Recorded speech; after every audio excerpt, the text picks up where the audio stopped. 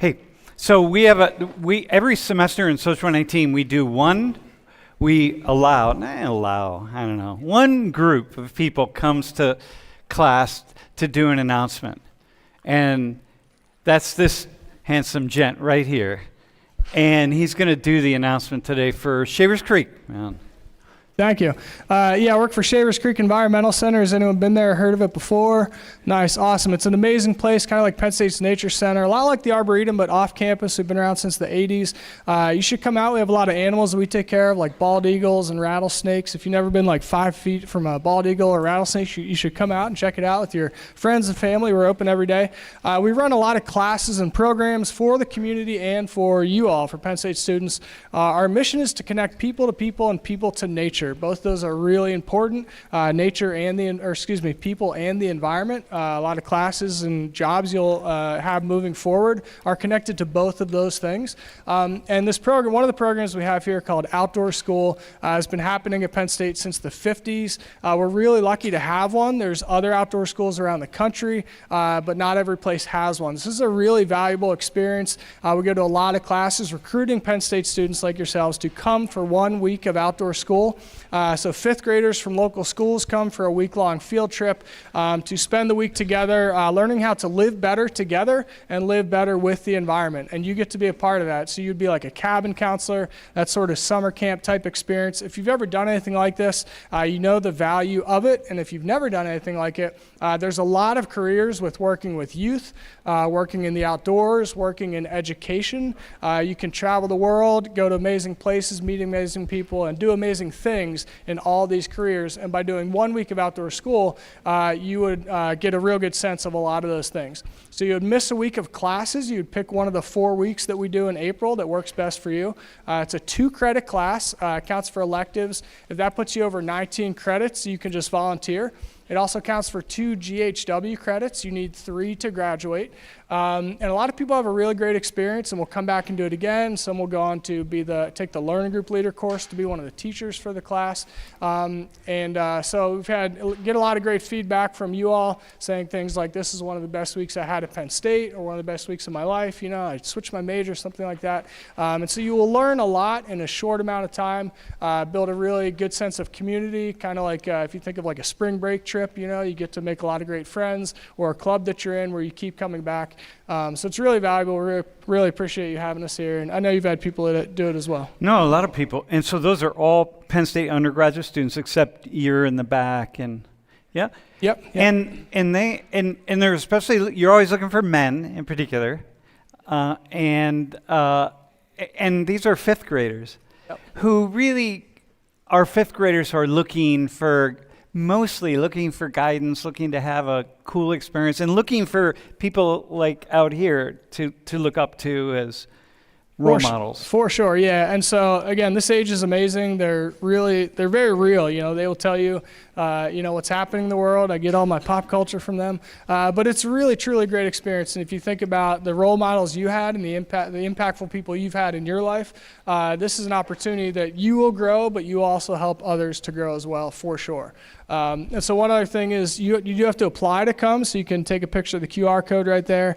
The website's there. There's a couple flyers down here, and the deadline is next Friday the 6th. So we would love for you to apply or tell your friends. And again, if a lot of people, if they're on the fence, I'm not sure if I can miss a week of class or if I like it. A lot of people that do say, I gave it a shot. I was really glad I did. I really got a lot out of it. Dude, everyone, I've had dozens of students who have done this, and I've never heard anyone say anything other than, wow, that was amazing. So thank you, dude. You're amazing too. Awesome. Nice feel, man. You killed it. Yeah, appreciate it. All right, thank you very much. Hope to see you there. All right, man. All right, bro. Yeah. Dude, thanks. If you watch our videos in Social 18, you know that I'm trying not to impose my own belief system onto students. That what we're trying to do in this classroom, in this space right here, is to give students opportunities to think on their own terms and to understand the ways in which ideas and thoughts that come at them are often slanted in one direction or another. Our sponsor, this semester. Our very first sponsor is Ground News. It's the perfect sponsor for this class, and I'm really happy to endorse them, and I'm happy to get behind them. If you subscribe for Ground News, using the code in the description, the link in the description, you get 40% off the Vantage plan. That's the plan that we use in here. And I can't say enough how important this is and how valuable it is to have a better understanding of the ways in which news is coming at you and the ideological perspectives that people are taking who are sharing the news. So sign up for Ground News. It's awesome. Like, I hope all of my students sign up for Ground News, actually. This is my wife, Laurie Mulvey. Can we get a close-up, please? Here we are. Who, by the way, last Wednesday was the anniversary of the first time we ever met. Our energy came together. 14,600 days. 14,600 days. We've known each other. Yeah. Anyway, Laurie is the director at World in Conversation. We've been working together. We partner on everything. It's on many things. We co-founded World in Conversation. We've taught classes together, and we collaborate on a lot of things. And it's really lovely to have her in class because Laurie just has a vision and about how everything I do in this class, asking questions, and I think asking oftentimes some very good questions. It's all what I've learned from Laurie. So thanks for being. Thanks for having me. All right, we're not going to prolong it. Yep. All right, man. So can we? Do we have a? Hey. All right, Ben, why don't you come on up? You're gonna be up here for a. Here, you can sit on this table. Ooh, fancy. Yeah. Okay. I already introduced you, but Ben. Hey, everybody. My name's Ben. I'm an aerospace engineer. This is my first semester. I'm also prior military. Also applicable. And you came from? South Carolina. Huh? Can you say, yeah, like exactly. Not many people from South Carolina come here. It's a little cold. So what brought you? Actually, this exact class. Just the way the teaching and an open forum, you'd never find this out anywhere else. Wait, so you were what? You said you were on base or something? Yeah, we were doing... in Japan? I was doing a shift change between maintenance crews. And we have a big TV in the shop, and so what do we want to watch? We usually put something up. It's usually like a funny video or something. And I was like, oh, let's throw this class up. And it was the Charlie Kirk one. Yeah. And everybody just kind of quit looking or quit doing what they were doing and just staring at the TV. And so like, I'm just like, looking around, everybody's looking at it. It was like a big, impactful moment that some people are crying, and then other people are like, The range. The range, of course. I was like, you know what? I've never seen this in a college campus. And so I was like, going to Penn State. Oh, dude, that's crazy. Awesome, man. Oh, wow. Dude. Well, good to have you. So you met Layla then? You remember Layla Yes. from that class? Yes. Yeah. Dude, you're famous. All right, so listen, you're not going to volunteer today because after I realized who you were, because I would like you to volunteer for something else. But but I want to throw something out because this class is inspired by an email that you sent when you said something about it'd be really interesting to ask students how they would address the current situation on racism. What can you say more about that? How you got to the question? Because by the way, this is where we don't have volunteers today, so we're gonna pick people. You're gonna raise your hands and we're gonna pick somebody. So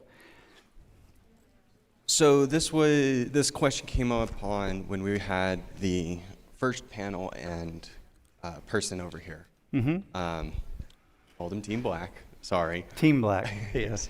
And they kind of skirted around the like everybody was skirting around the racism and the discrimination, and I had the feeling you were trying to get towards how it affected them or how they perceived themselves in society or they felt perceived. Or how they thought about it. Right. Yeah. And so being in that situation myself in Japan, they're just blatantly racist. You don't speak our language? No. Oh, you're an American? You can't live here. You know, just they don't have those legal defense mechanisms. Here we do. And so it's like, some of y'all haven't left, or one or two of them hadn't left America, and the others came from overseas as international students. Right. And so you start to ask yourself, well, what's the difference? Yeah. How do you feel in society on the basis of race? Depending on where you're from. And where you are. Right. And Laurie calls that depending on your sociological address. Yeah. We won't go into what it No, we is at won't. this moment. Okay, right? so let's do. So here's what I'm going to do. Before you say how you're going to set this up, Yep. what I'm so appreciating right now is how humans think and how they put together ideas all the time, and how students, in my view, we don't need to lead you and tell you what to think, because you're thinking all the time, right? And you're giving a perfect example of, like, in your head, you're like, these people, this country, this experience, my experience, and you're coming up with really thoughtful questions, which is what we know everybody's doing. So really happy that you're I'm more than happy doing to share. that. Yeah, no, it's very cool. Yeah. And we also know that if we could, like, hear what every single person in here is actually thinking, we'd all be smarter. So anyway, I just want to first point that out, because this is a classroom, right? Yeah, totally. No, totally. All right, man. So thanks Thank for you. posing the question. Absolutely. And Giving us context. I appreciate it. And we'll see you back up here in a couple of weeks, or a few weeks. Okay, so listen. Here's the microphone. What we'd like to do is we'd like to give maybe 5 different people or 6 different people about 10 minutes to talk about, how. Here's the question. Actually, I wrote something down, like, where and in what form. We don't have to stick exactly with this question, okay? But can we also say it doesn't have to be 10 minutes? Yeah, it could be 5 Because maybe minutes. someone we just want to be up here for 5 minutes. Yeah, it could be 2 minutes. Could All be right. just say Fine. your thing. The more, the merrier. So, but we're going to have a conversation and have a bunch of follow-up questions. So you only got to say a little bit, and then Laurie will do most of the heavy lifting. We'll just have some questions. So here's the one that really came out from what Ben was writing. It's like, where and in what form have you witnessed one or all of these? Like, where and in what form? Like, what, just you, for example, right? And your answer might be, I never have. So, like, okay, that's an awesome conversation. We live in this world where you kind of, we feel like Laurie, maybe you can jump onto this, but sometimes we feel like we have to have all these experiences because that makes us better people. It's like, no, we don't. Like, there are a lot of things that I've never experienced, so it's fine, right? Also, before you continue, Sam, one of the things that Sam and I talked about before class is his idea was to put these 4 words, 4 concepts, experiences up so that we're always looking at them, but to purposely not define them, because the definitions are very layered, and we could do a whole dissertation on what really is this, what really is that. So we're really talking about, this is just like freedom, we're really talking about your own. When you say this is racism, you'll just say what you think that means. But we're just making it the point that there are these different terms, and they do point to different elements. But you're free to say, name them, define them however you want.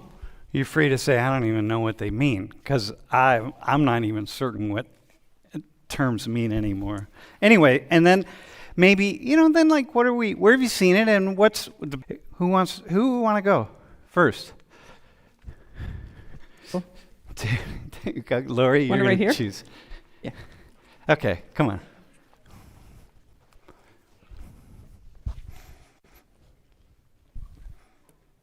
Thanks for volunteering. Can you tell us your name? Is this on? Yeah, my name is Nyla. Nyla. Where are you from? I'm from New York. Which part? I grew up in Brooklyn, and then I moved to Long Island. Oh. East Coast? Yeah. All right. I'm from Jersey. Okay, so let's just go with the first question. Like, when you think about addressing these issues, or what question actually came to your mind that you're thinking you want to answer?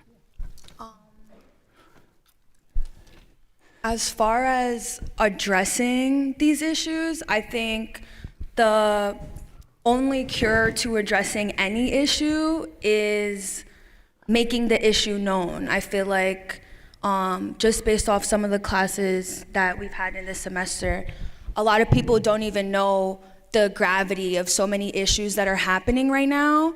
And I think before we can address or solve, it just needs to be aware, it needs to be a known.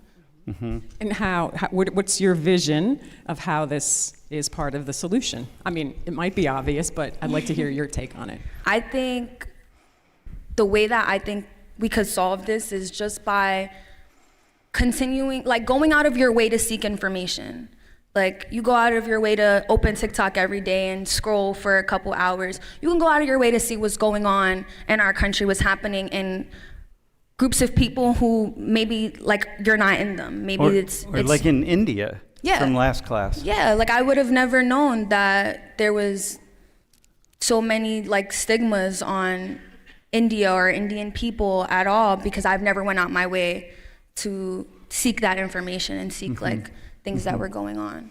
So can I just say, one of the things that's interesting about what you're saying is we don't know what we don't know a lot of the time, right? So it's just like you should be aware of something that you're not aware of, so how do you become aware of it, right? Unless someone helps you do. Okay, so from your perspective, what is the one thing, given your life experience, maybe you could tell us a little bit about it, that you're like, I want people to see this. That would help us solve this problem.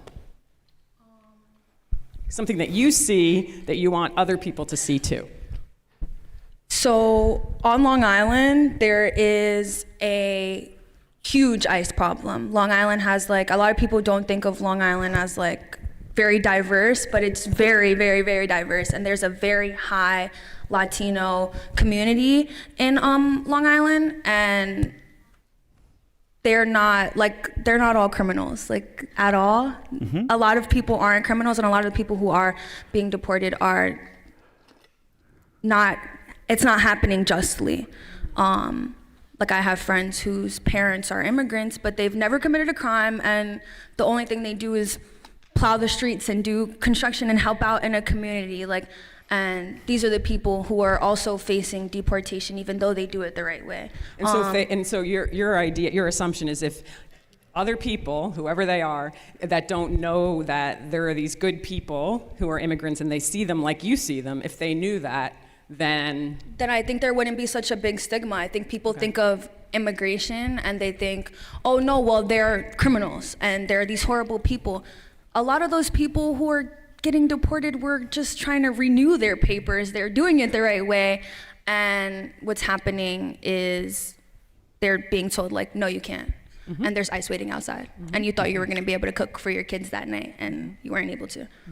So you see some things that for you are really troubling. Yeah, like going to the hair salon or the supermarket, that there are like people who are immigrants that help me bag my groceries, and they bring them to my car too, and they're so kind and they're so nice. And there's ICE outside now, so I haven't seen my friend who helps me bag my groceries in a while, and it really does break my heart. Because I don't see him as a criminal.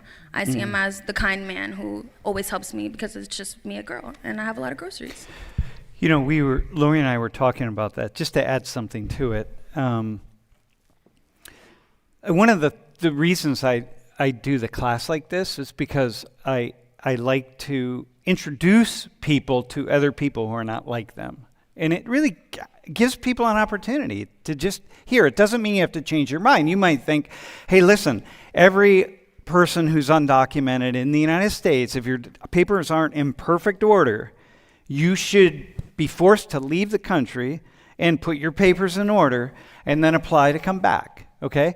And what you're saying is, well, okay, but have you met people? Like if you meet some of these people, if you have it in your mind that should be the case, but if you actually meet them and find out, well, hang on a second, this is like Carlos, this is Carlos, man, the guy with the heart of gold. Like if you meet him, then maybe your ideas will get twisted a little bit. You might not change your mind. So I have a test. Here's a test. Because what we're trying to talk about, or we're trying to explore, we're going to get lots of other ideas, is like what could make inroads, how could we solve these problems that we've been talking about forever, right? Problems of racism, bigotry, discrimination, prejudice. So for you, not the same issue, different issue, pick one. Where have you become aware of something that you weren't aware of before that you could say, now that I'm aware, I'm part of something that's helping. This is helping because now I know it. So for me, when the migrants first came to New York City was horrible. Like genuinely, there were terrible things that were happening. There were people who were literally like breaking into apartments and like under the Squatters Act, they would be able to stay, and now it's a whole court process and they're taking advantage of like elder people. And so I was under the impression like this is an issue, like we need to clean New York up, like this can't happen, this is not like right, this is not okay. And then it happened, and then I started seeing like, oh no, they're not, like this is just not everybody. I was being kind of a bigot. Like I thought I just generalized a whole group of people, and then I realized and I saw that it didn't need to be like that. Like it was more complicated. It was way more complicated than that, and that doesn't change the fact that there were people in New York City who were committing crimes, and they were horrible people, but that didn't deserve a whole generalization. Yeah. Okay. All right. That's Can we ask cool. one more question? Yep. And this is so great that you're kicking this off. You used the word bigotry, like I was a bigot. Yeah. What does that mean? How do you understand that word? I see that word as like you are choosing to just join a group of people, and you're choosing to join like this movement or this idea without any prior knowledge. You're just going with the flow. You're going with what is socially acceptable right now with no other deeper knowledge. I see that as bigotry. Okay. We're going to see what some other folks think about Cool. that. But Dude. thank you. Thank you so much. Natalie. Yeah, thank you. How many minutes was that, Sam? I don't know how many minutes, bro. Can you time it? Yeah. All right. Okay. Who wants to go, bro? All right. Hang tight, bro. He looks like Anthony, doesn't he? Oh my God. You look like our nephew, by the way. All right, man. Introduce yourself. Hey everyone, my name's Luke. I'm a sophomore broadcast journalism major from Schuylkill County, PA. Okay, what do you have for us? So I wanted to come up here and talk about it because I don't think you can solve racism. I think it's something that is sometimes inherently, inherited because of who your parents are and who your family is and what your culture is. I think especially down south, it's kind of taught to kids from a young age that you shouldn't interact with certain groups of people because they're unpure and things like that. I know in Schuylkill County that a lot of my friends that I know kind of were taught that way. And I never understood why my mom and dad always raised me to love everyone. And that's partly why I came to Penn State, because there is a lot of diverse people on this campus, and it's been a great experience to meet so many diverse people. But I never understood why my friends kind of gravitated towards that and believed in it. And so you said racism, it's something that you really you think you might not I don't think you can. So just tell us what you think racism is. I think it's sort of this predisposition to disliking a certain race, a certain ethnicity, a certain group, a certain things like that. Just a predisposition based on a number of factors, whether it be, where you're from, your family, your own culture. I think that's something that is a big part of it, is what your culture thinks of other races, and that's why it creates this sort of idea of racism. And then you dislike them because you have the idea that some group is inferior to your group. Yes, and that can be from just a number of things, but I think familial influence is a huge reason why, and I think especially in certain parts of the U.S., I don't think you'll ever be able to fully eliminate racism. So, what about race? What about in groups of like people of color, right? People who are not white, and racism, right? Because lots of people who are not white have the same belief that like certain groups are superior or inferior. That's an issue. I think that every group on this planet is capable of racism. And some people may not see it, and some people may think because they're victims of racism that they can't be racist to other groups, but that's not the case. I think anyone can be racist to anyone. There's no kind of barrier to being racist. There's no barrier to not being racist. Okay, so then, and you're saying you don't think anything can solve it because it gets built into us? I think there's ways you can lessen racism and make it I think you can change people, but for some people, they're too far gone. They can't be changed.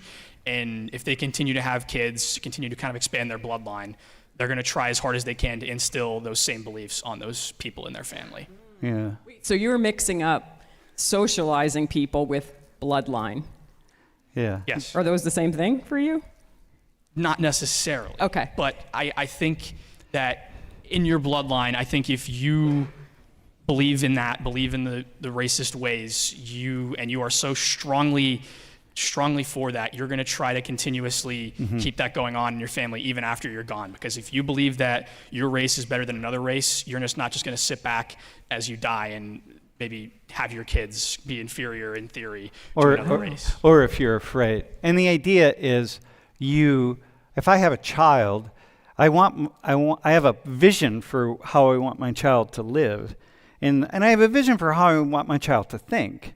And so the closer the more I can influence my child, the more I can be satisfied that my vision is coming to fruition. Yeah, especially at the elder ages, you start to think about what you want for the people around you and what you've done in your life. And I think that for some people, if they were to say, well, I did this and I made sure my family believes in this, and they're going to be better suited for, it's hard to explain, but I guess to say kind of that my family will still have the belief that this race is superior, and they will continue to kind of have that going on because And you've seen this. Yes, I have seen this in Schuylkill County. I know people call that area of Pennsylvania Pennsyltucky. It's not uncommon to see a Confederate flag in the back of a pickup truck or in your friend's room.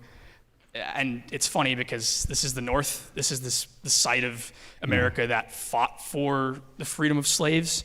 And I know, albeit some of the motives of the North weren't exactly just solely for the freedom of slaves, but this is the area that fought for, African Americans and has largely been the center of some of the most diverse places in the U.S.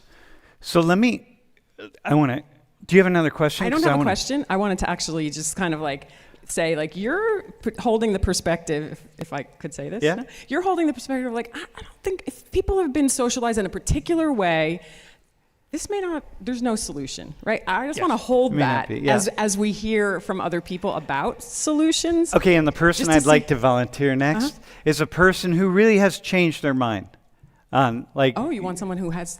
Yeah, it'd be, or maybe not the next person. Our first volunteer already talked about just having this awareness shift. Oh yeah, okay. You're saying you were socialized in a particular way by your parents that had you be a person that was more open-minded, maybe you would say.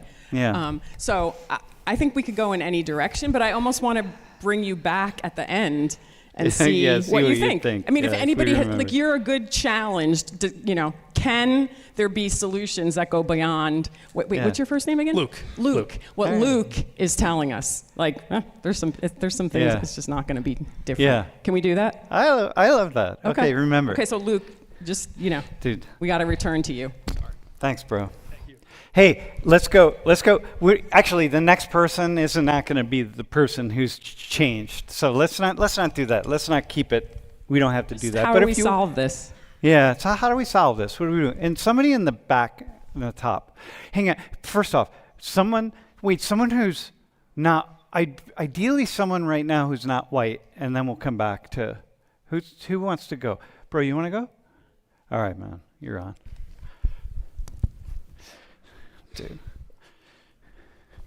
Dude, the hair guy, man. I used to be a hair guy, believe it or not, and then No. I got old. No, you weren't. No, I wasn't. Not like this guy. No. All right. Hey there. Hey, What's your name? my name's Tammar. I'm Tammar. from New Jersey. Where in New Jersey? I grew up in North Jersey, but I'm from Central now. Where? Montgomery, like right outside of Oh Princeton. yeah, I got you. Okay. Man. Laura's from Laura's from Middlesex. Okay. I And went I to used to- Rutgers. Oh, both you we guys met went at to Rutgers? Yeah. That's crazy. 14,600 plus days ago. We met at Rutgers. Yeah, I at betrayed my Rutgers. whole family by coming to Penn State. So. Oh, okay.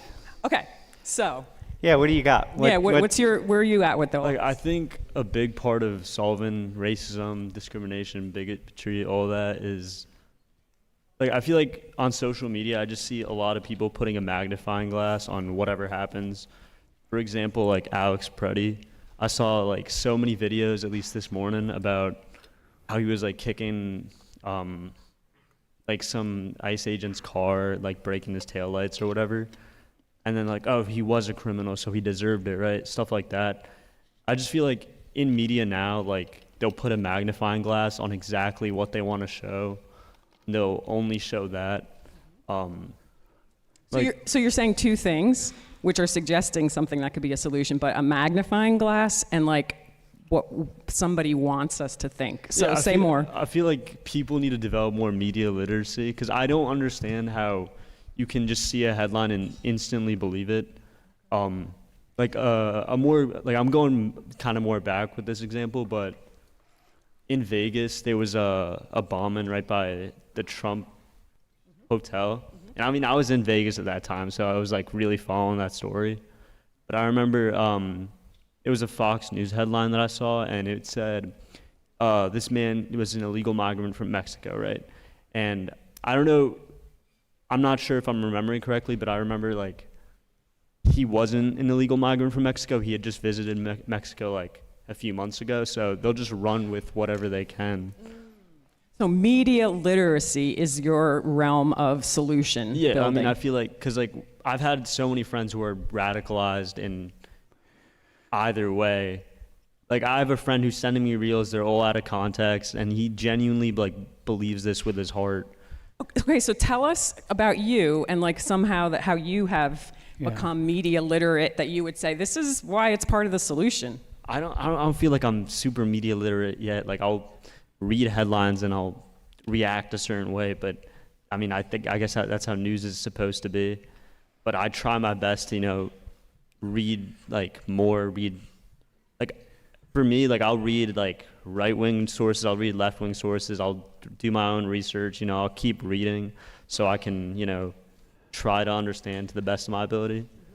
One of the things that Laurie was just saying this morning, I have no idea what I was call- saying. No, actually. I'm afraid, though. No, I was right there. We were having coffee this morning, and Laurie said, man, I'm hearing more and more people are saying, okay, I'm doing my own research. And we were talking about what it takes to do research, like what it takes to know, like, oh shit, like all we do is researching the world. That's it, 24/7. When we don't have kids, we don't have a dog, we don't even have a goldfish. It's just us, 24 hours a day. Well, not 24 hours a day.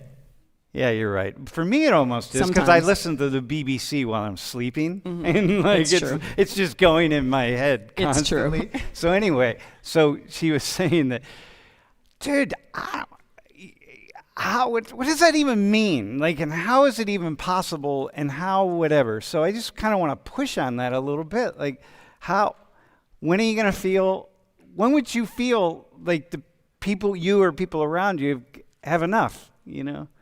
Can I give you? Can I stop for a second? Yeah. I don't think that's the question that's for not the him. question. That's not fair. I didn't think it was the question, but I knew if I asked that question, you would ask a better question. No, so. I think it's not better. It's just that you don't have to know the big answer. It's just that there's a gesture that you're taking when you say, I'm not going to believe this headline. I'm going to go further than that.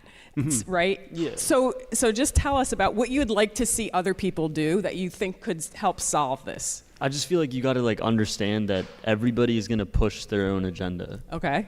And so meaning everything that you read, someone's pushing an agenda. yeah, like Okay. I don't think anyone is going to like truly be unbiased. Like I'll see like TikTokers like, "Oh, we're trying to uncover the truth," but they're going to edit out the parts. I'm talking about someone in specific, but I can come back to that. Okay. But they'll edit out the parts that don't, they'll make sure to show it in a way that will fully support their point and not, not support it. I mean, I get that you want people to agree with you, but I don't understand if you're on the ground doing that research, why you would not, you'd have to truly hate people to do that. Yeah, to just push something that's partially untrue or untrue. Or you're making money off of it. Yeah. So this goes back to what you were saying originally about awareness, right? It's like, how do you have awareness as part of a solution if we can't trust the information that we're getting or the videos we're seeing, or we don't know how to trust or when to trust, right? So those two things seem really related and important, and probably for you all, more important than any other generation before you, which is like your burden. Really. I mean, it's all of our burden, but it's like way bigger as we're trying to figure out this world thing, and who knows what to trust at this point. How much fear do you have that it's actually just going to get worse and worse? I have so much fear that it's going to get worse and worse, because I'll have friends who think that they're like, oh, I'm awake, I'm tapped in, and they're just so blind. And I feel like that's everyone. I don't think I've met... Yourself included?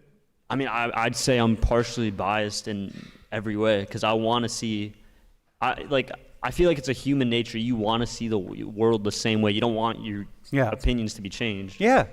Yeah, so, dude, life's hard, man. It's every day you got to walk through life. And if I got to go up to the top of the stairs, right? And I start going I'm going to go this way. And then I'm going to walk up this way. And then I start walking up and I'm like, now I got to change my mind. I got to go here. You don't want that, man. You just want to come to listen, the best thing for me is to walk up these stairs, and there could be 1,000 forces in the world pulling me in different directions, trying to change my mind, but I'm just going to do that. And all these forces are correct, but I can't. I don't have time. I just got to get up there because, That's really cool to say that, because everybody's trying to get somewhere, right? It's like, why am I going to take my time to become aware of something that might undermine what I'm trying to do, what I believe, who I think I am? So I got a question for you. What's one thing that you are afraid, you're blinded, you just don't know enough, and you don't know enough? That might feed into these things. Our government, is it truly doing things correctly? Maybe I'm talking international affairs, and internally in some places, maybe ICE has a magnifying glass on it right now, but who knows where there's other wrongdoings going on, or other ways where our government has failed us or is failing us. How about this, man? How about this? Have you ever read a really good argument for ICE doing exactly what ICE is doing? I don't think so. All right.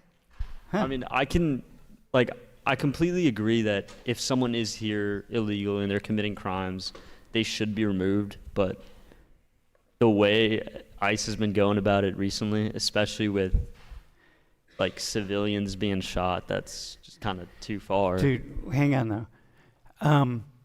In the scope of the world, if I said, look, man, wait, what's your name again? Tammar? Tammar, yeah. Tammar, listen, by the end of the semester, what I need you to do is, I need you to go out and read really smart and thoughtful people, because there are many out there, many, and I need you to understand why somebody, really smart and thoughtful people, would say, like, nope, we need to be doing exactly what we're doing. And sure, a couple civilians died, but it's like, look, in the scope of life, it's like, let's be really clear.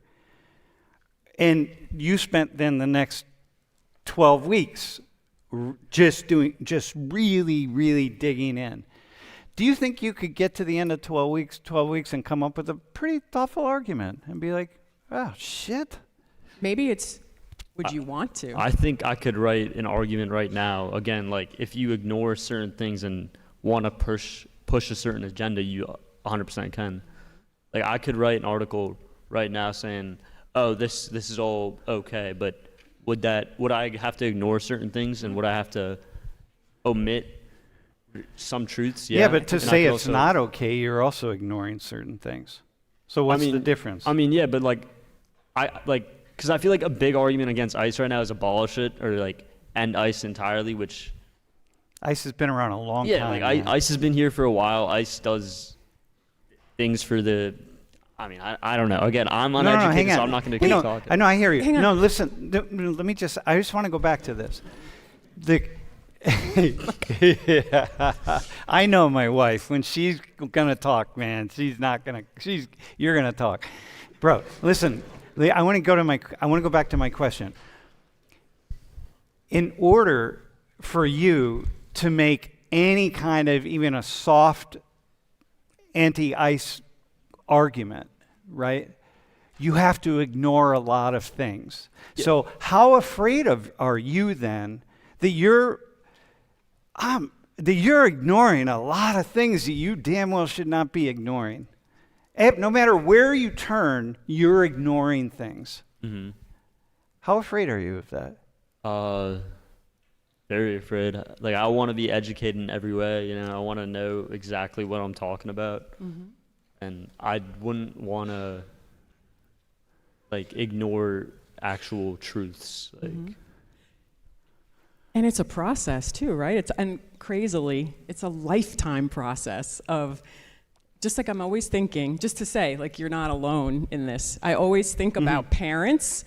There isn't a parent on the planet who's ready to be a parent ever, even when they've been a parent for 20 years, because when they're a parent of a 20-year-old, they've never been a parent of a 20-year-old before. And somehow part of this design is that you're just thrown into life to do things that you just don't have enough information to do, right? So this is like part of the design somehow that we're all thrown into, is we never know enough, right? But something about your willingness or your curiosity makes me wonder if there's a solution in just the willingness. To what degree do you think that that's possible? Like a part of it? Yeah, I mean, I feel like what that one person earlier, I forgot his name, I'm sorry, was saying, Luke. Like, you gotta socialize yourself with other people, and if you do that, you'll be willing to see the better side. For example, if all your friends are children of immigrants or immigrants themselves, and they're like, oh, I'm scared of ICE, you'll think, oh, maybe that's an issue. Or maybe your friends have been hurt by illegal immigrants or whatnot, and you'll be like, oh, we need ICE, you know? I just feel like the willingness to learn has to come from socializing with other people, and I feel like America got that because we're a melting pot of cultures. You know, everyone comes here and meets. So we have the opportunity. Yeah, it's here. Maybe we have. Some people have to lean into it. I think like definitely, like he said, that what's it called? You can't change people. Like in the South, that you'll never get rid of racism. And I think eventually, as people spread throughout America, which is bound to happen, hopefully there won't be any racism, discrimination. Okay, so then just to finish, you're saying media literacy is one part of the solution, right? In other words, being able to discern the information that's coming at you, so you know you better what's true or not. And then the other one is knowing people that aren't just like the people that you've grown up with, so that you somehow can shift a little bit of what you think, maybe. And I'm not sure if Luke agrees that that's possible, but we'll come back to him at the end. He's going to let us know. Yeah. Okay, awesome. Mar, thank you. Thank you so much. All right, thanks, man. Hey, how about someone who's not from the United States, not a U.S. citizen. And we don't have to stay in this direction. We can go in very different directions. Because the question is, like, hey, what are we thinking about these issues? Isn't the question, how do we solve this? How do we solve it? Like, what is there to solve? Do we really need... Hang on, you already volunteered once, right? Hold tight. How about somebody else who's... Like, it could be like, is there even something to solve? I don't know. Like, where are we? Right here? Do you want to volunteer? You aren't? Oh, you are. Okay. How about somebody else, man? Who wants to go? I mean, we don't have to go. It doesn't have to be someone outside the U.S., but it'd be really interesting at this point. You were on last class. Do you want to go? Okay, come on.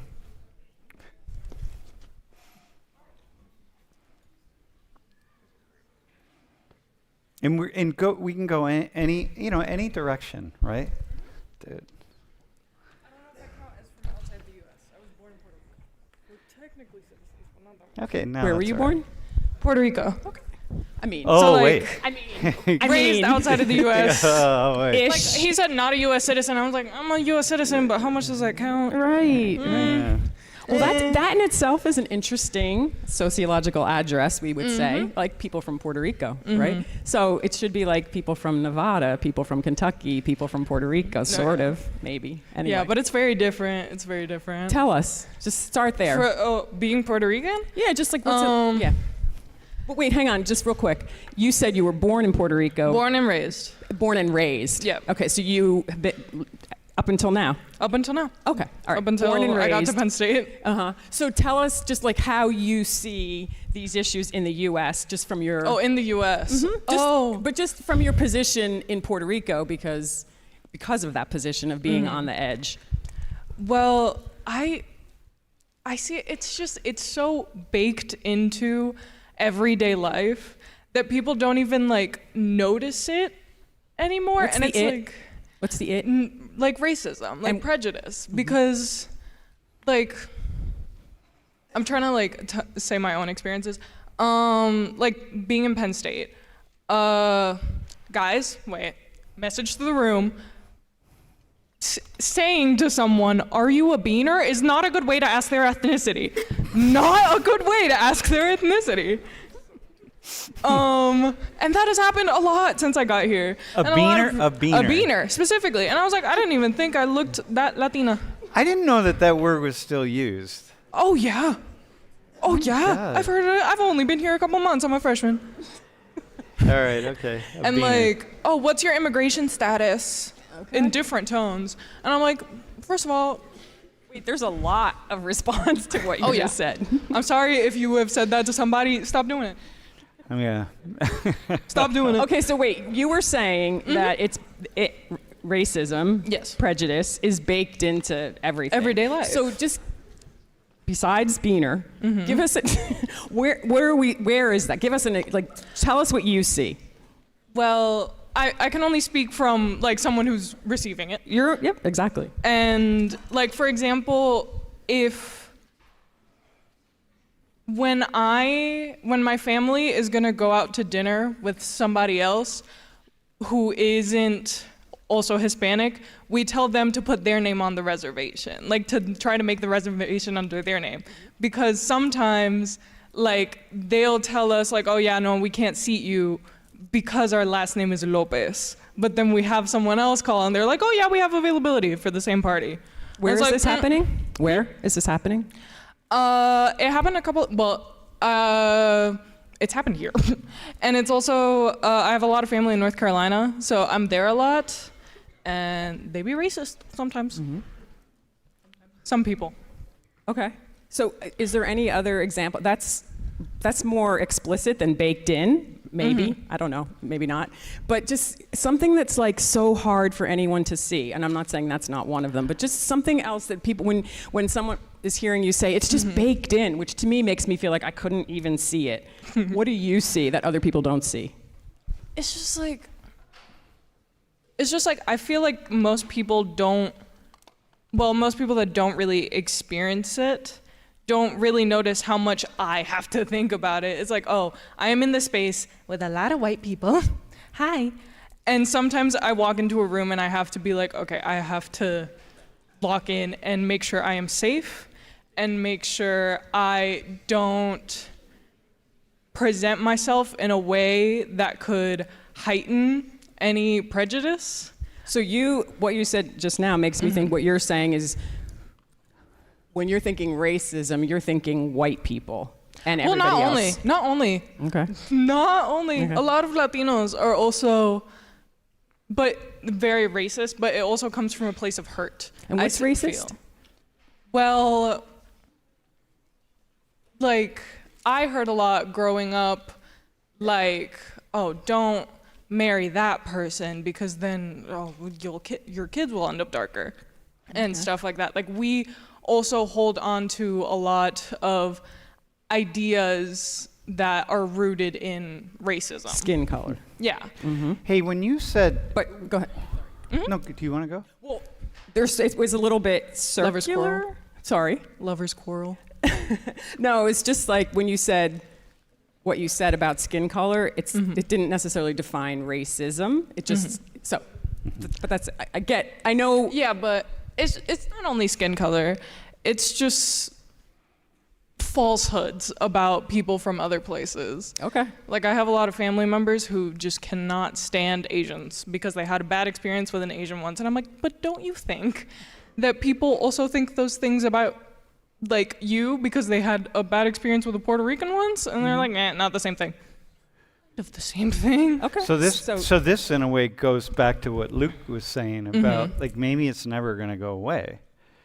So then what's your solution given what you know? Well, I think it's so systematic that you can't really expect the solution to be within, like, obviously educating yourself is so important, but it goes so much more beyond that because, yeah, I can educate myself, and I do, and I try, and I know I'm not super aware of everything that's going on, but that doesn't mean that then I can alone enact change.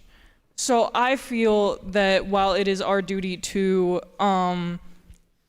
educate ourselves, it is also our duty to band together and be like, guys, wait, we need to also be a part of the conversation with the people that enact change at, like, a federal level and stuff like that. So you mean people need to change policies, people need to change laws, people need to change the way systems are set up. Put things into place because, like what? Well, I'm personally very upset that, like, DEI is under attack right now because I felt like it addressed a lot of issues, like people not being paid what they deserve because they are of a certain demographic, be it women or black women or Latina women. And I feel like those are issues that we have to address because they're, like, our nation, and I say that kind of begrudgingly, because from a colony, our nation wasn't really made with everybody in mind. It was just kind of made with the white man in mind. And kind of also just the white man with money. So let me ask you this. Although that has changed a lot, right? It has. It definitely has, but I still think there's always room for improvement, and we shouldn't just be like, oh, well, things are never going to change because that's just going to fester, like, this kind of hopelessness in people. And it's like, no, things have changed historically. People have enacted change, and we can continue to do so. No, an immense amount of change. Exactly. Actually. And so, in fact, not only is it an immense amount of change, but What are you referring to when you say that? well, I'm just thinking about, you said white man with money, and I'm like, well, actually, from what I see, it's people with money. Well, yes, actually, Okay. yeah. And it's also countries with money. And so that includes the United States, and Puerto Rico's part of the United States. So it's like Puerto Rico's not Haiti. You know what I mean? Puerto Rico's not the DR, although, you lost electricity and it was out for 4 months or whatever? Oh, yeah. Love Okay. that time. That was so fun. Guys, Okay, that was so fun. so then it actually gets really complicated, you know? Oh, of course it does. So, but Everything's connected. But I think what you're saying, just to hold it, because I think it's important, is you're like, there are the things people can do, right? It's like going back to, again, Luke, with just like, it won't change, but like, it can change if there's more awareness, et cetera. Media literacy, I can be responsible for that, but you're like, And we need to like look at the design of this. We are looking at the design, but we need to keep looking at the design, and we need to keep shaping the whole system with other premises in mind. You know, that it's built for everyone. It's built whatever ways, we could go into that forever, but you're like system things that then that affect everybody. Yeah. Right? So it's like, nope, this is the law now. That's not the law anymore. All these different things, you're like, that's part of the conversation. Of course. Many things don't change because if we that don't affects change our that. daily lives, and people want to be like, oh, I don't do politics, and it's like, okay, but politics is going to happen around you, and it's going to affect you every single day, because that literally dictates how we live our lives. Okay. So I feel like people feel like they don't have enough of a voice, and I'm like, well, if your voice didn't matter, they wouldn't be trying to take it away. Okay. Okay. So this is important, right? This is a very important dimension of how do we solve this. All right. So let's. So now what I Luke, want. you're taking notes back there, right? Okay. No, Shout this out is Luke, good. hi, Luke, wherever you are. All right. This is good. Thank you. Awesome, man. Thank you for having me. Yeah. Appreciate it. All right. So you ready? If your voice was good, they wouldn't be taking it away. So Wait, can you say that? How did you say that? If your voice didn't matter, they wouldn't be trying to take it away. Okay, so you ready? Okay. So I want somebody, I would love to give this mic to somebody who's going to say, you know what? I just don't necessarily agree with everything that she just said. Dude. Wait, that's everything? They have to agree No, with... no, not everything. That was... no. Okay, not everything, but a few things that she just said. What are you saying Some specifically? things, like, for example, no, hang on. Wow, okay. Wait, hang on.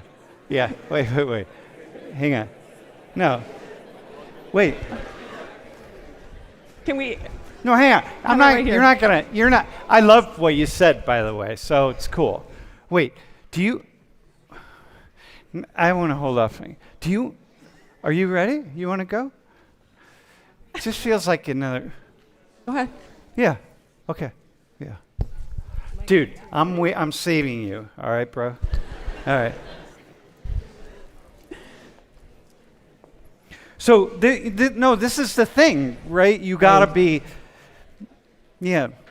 I mean, already, just by the way, by the nature of what we're doing, everybody is disagreeing with everybody else, right? If you're saying totally. media literacy, or you're saying awareness, or you're saying... So, but that's but media literacy, yeah, exactly. Ultimately, though, the spoiler alert is we got to put all the pieces together. But anyway, so Sam, Wait, your question is... But I want to say something first, okay? First I have to hear your name.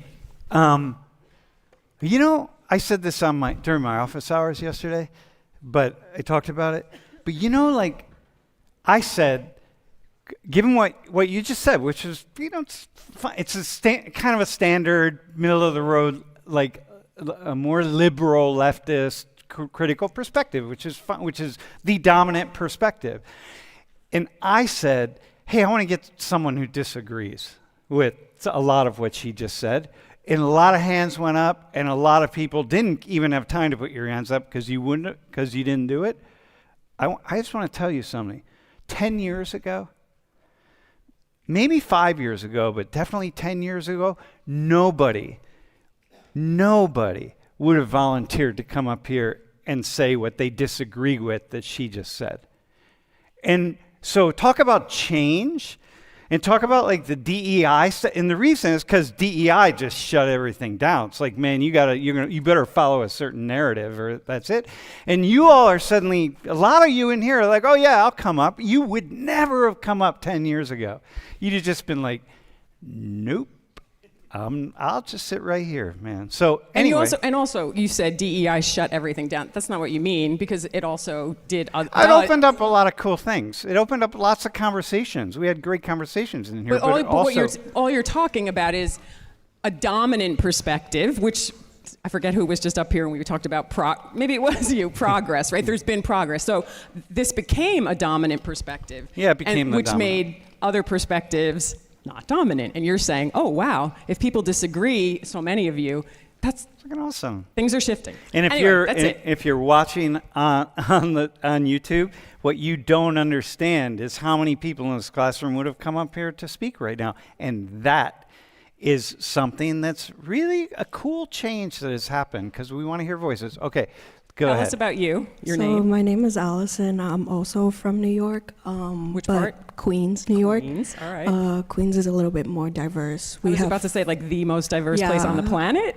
maybe. No, maybe. no, Queens is recognized Yeah. as the single most diverse geographical territory on the planet. Yeah. Yeah. I'm gonna like kind of like tap on like what everyone has said so far. But there was a couple of stuff that the last speaker did say that I was kind of like off guard. I was like, whoa. Yes, there are certain people who do come up and like might ask you, oh, where are you from? Like, are you from like Mexico? There's like this like big generalization that everyone who's Hispanic is Mexican. And I'm not gonna like say that it's acceptable because it's not. There's definitely other countries there. Like, if Wait, you, are you Mexican? No. Not to like reproduce the same idea. I'm just testing it. No, I am from Ecuador and Costa Rica. Uh-huh. A pretty different. Yeah, definitely. Not a pretty popular combo, but I feel like especially like in the Latin community and the Hispanic community, you can't tell who like where you're from at this point. But yeah. Anyways, but So what are you saying in this? Oh, but I was gonna touch on the fact that yes, there is this like people going, like I'm not gonna ignore the fact that people do go up to you and ask you, are you from this country or are you like what your status is? Obviously, depending where you are, it might happen a lot more than others, but I'm not agreeing with the way that she might have worded it. I'm gonna give like the people the benefit of the doubt. Not everyone is like that, and you can't always assume that that's happening to everyone because that's not true. So you don't want to assume that it's a benefit of the doubt, right? Let me ask you this question: how, from where you stand, how, as a woman who, do you identify as Hispanic, Latina, what do you say? Hispanic. Just Hispanic? Yeah. Okay. How much progress, when you, because you're young, how old are you? 19. Okay, you're 19. Just from your 19 years and what you hear around you, how far have we come in terms of these kinds of issues? I think the issue has definitely gotten worse in recent terms because of ICE and all the like exposure to ICE. Like the guy who's like ICE is like under a microscope. I do believe that, but I think it has always been a problem in like especially the Hispanic community. Wait, just want to. Yeah. What's the it that's been the problem? Because I want you to just define. I guess like racism and like discrimination. Like and what is that for you? When you say those words, what are you Yeah. referring to? For discrimination, I feel like that is like people have like already like a mindset of how you and your people are, and then based on that like mindset, they change the way they act towards you. Do you feel that? In certain areas, yes, actually, I feel like I have like a professionalism when I'm around people who are not necessarily like me versus like people who like understand like I guess like my heritage and like Okay, so the how do you culture. decide who so you see an old white man like me, right? You see me on that, you meet me. What would you assume about me if you just met me? I thought you were actually Spanish when I first Okay. met you. Okay. He was playing like some like Spanish rock music at the Maná. beginning. Interesting. And then you were talking with like Julie, like, can you like hear me in Spanish? So I thought I was like, oh, maybe he's like, he can pass as like Spanish. because he but- was speaking Spanish. But Awesome. how do and I used to live in Ecuador and Costa Rica, by the way. I've been in Costa Rica. Okay, I've been there. But I lived in Ecuador, in Cuenca. Did you, But how do you decide? Like, and how do you know that you need to, that your assumptions are right? Can I ask a different question? Yeah. From what you know, the people, especially being from Queens and having so many people around you, so many different people, who in your mind doesn't adjust to the people that they meet that they don't know? I think it's the older generation a lot. I feel like nowadays, yes, we're a little bit more, we have exposure. I think that's the key way to, I guess, like fix the problem. But Exposure to what? I guess like everything, like certain problems, like obviously happening here in the U.S., but exposure to problems like having like happen outside of the U.S. and like just having access to that is like a really big step already compared to like the older generation where they didn't grow up on really any technology or like anything like digital. But what's the problem? Because think about your day-to-day here at Penn State, or the day-to-day of Latinos and Latinas here at Penn State, Hispanic students. What's the problem? That you're wanting to solve, that we're wanting to solve. Yeah. I think it's just like exposing people to different cultures. So that what doesn't happen? So that I guess like people don't come in with like this like strict mindset of like, oh, people are always like gonna act like this or I don't know. You know, but Yeah. here's a quick, can I say something? I just feel like, I'm just wondering, you know what I'd like to do? I'd like to ask everybody here who's identifies in some kind of minoritized status. So you're part of the queer community, you're disabled, you're ethnic minority, a race minority, whatever, to just count up the examples, religious minority, right? You're Jewish or you're Sikh or whatever you are, and count up the examples of the problem as you encounter it throughout the next 10 weeks. And then like in the last week of class, come up and tell us how many experiences you've had. It would be really interesting, you know, to say like, because we talk about the problem, because I started it, let's talk about the problem, and then we have to like make it the problem, and then we keep this conversation going, and I don't even know if the problem is the problem. Like, what's the problem? I don't know. Or maybe even what we're not talking about is which of those 4 dimensions is the problem. Yeah, which which one of the 4 do you see? think is the most problematic? I feel like it would have to be like racism, maybe. Because racism is what? So Not define it, like what's it mean? Yeah, just like what makes that the most problematic. Yeah. I feel like without like racism, the other 3 can't really like happen. So I feel like that might be because obviously like if you're discriminating someone, you're obviously feeling a certain way. And in this case, like since we're talking about these big 4, I feel like racism causes like a reaction towards these actions that come It after. might be the biggest impact in the Yeah. system. Can I just Yeah, say but something? we Yeah. no, We have 5 minutes. 2 minutes. 2 minutes. Okay, can I just say something then? You're going to say something, and I'm going to say something to the Okay. class. And then Luke is gonna. No, maybe you're Luke's gonna not return gonna to. make You're it. gonna return to Luke. Yeah. You've taken notes, so he's coming back to you. Yeah. I just want to say why bigotry is actually my favorite word on this list. Favorite, not most impactful, not whatever. And I just want to say why. Go ahead, Sorry. fast.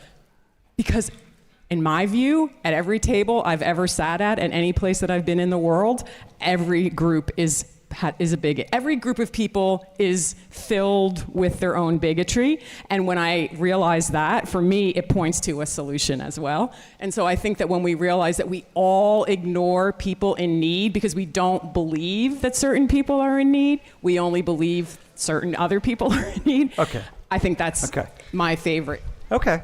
Listen, final thing, really fast. I think I'm inspired. Hey, thanks, by the way. Like, Yes, thank you. 2 things. I feel like the people who I asked, like, who disagree and who raise their hand, I feel like we need to do a class where we just ask you come down and we do a whole class and you just tell us what you see. Can you go ahead and put that up? Yeah.